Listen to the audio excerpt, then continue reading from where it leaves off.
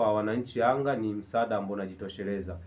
Unapomzungumzia mchezaji mwenye uwezo wa kuibeba timu katika kujituma, yani kuipambania nembo ya timu, basi Alphonce Mabula ni miongoni mwao. Angalia kwenye kosti ya timu ya taifa ya Tanzania alipokuwa yeye pamoja na Novatus Dismas Mirosh, Faisal Feitoto, lakini pia alipata nafasi ya kucheza na vijana wakiwemo kina Chazi Mombwa, kina Morris Abraham, kina Selemani Mwalimu Sele Gomez ambaye alikuwa anasimama kwenye safu ya ushambuliaji. Lakini miongoni mwa mhimili mkubwa kwenye kikosi cha Tanzania kilichoshiriki michuano ya AFCON msimu huu basi ni Alphonce Mabula pamoja na Novatus Dismas Mirosh. Kwa nini? Alphonce Mabula alikuwa anamwofa nini Mwalimu Miguel Gamondi? Ni kwenye tabia na ana sanaa kubwa sana ya ulinzi.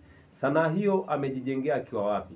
Alphonce Mabula kiuhalisia ni miongoni mwa wachezaji ambao huwa anachakarika sana uwanjani.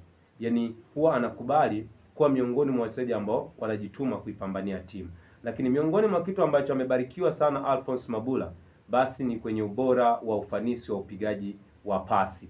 Ni miongoni mwa vijana ambao anaweza sana kupiga pasi kwa haraka na ana uwezo wa kuwa sharpness sana wa kufanya matukio mbalimbali. Hicho kitu huwa kinanifurahisha sana kwa mchezaji kama Alphonce Mabula. Sasa Yanga wanaenda kumpata mchezaji sharpness kwenye eneo la kati.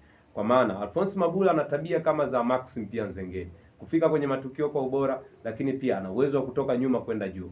Sasa Alphonce Mabula ni mchezaji mwenye tabia hiyo. Kama Yanga watakuwa wamemnasa ama watainasa saini yake mpaka sasa hivi, basi ni miongoni mwa midfield hatari na anaweza kaenda kunufaisha Yanga. Hususani unajua Alpha na Jabu, mchezaji kama Alphonce Mabula sio mchezaji ambaye kiuhalisia ni asili yake ni namba 6 ile ya moja kwa moja ambayo inaweza kukaa kama alivyokuwa anakaa Jonas Gerard Mkude Nungunungu, Khalid Aucho, Rodrigo au Paredes wa Argentina, jinsi ambavyo huwa anakaa. Kuna wakati mwingine Rodrigo de Paul, wachezaji wengine wote ambao wanacheza kwenye ile tabia. Manamba 6 wapo wa aina mbili. Kuna namba 6 ambaye yeye mara nyingi huwa anacheza mbele ya mabeki wawili kwa maana ya kutengeneza pembe tatu.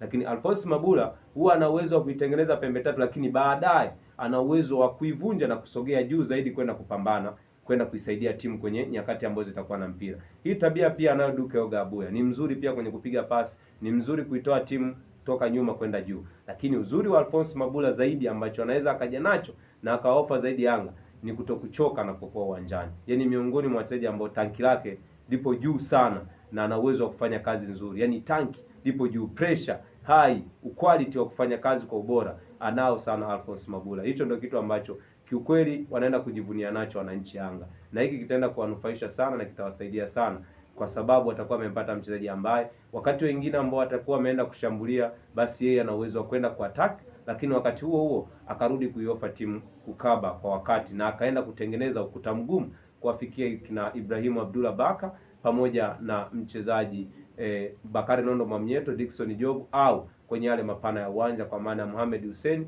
pamoja na mchezaji kama Yao Kwasi Atola. Kwa hiyo ndio sana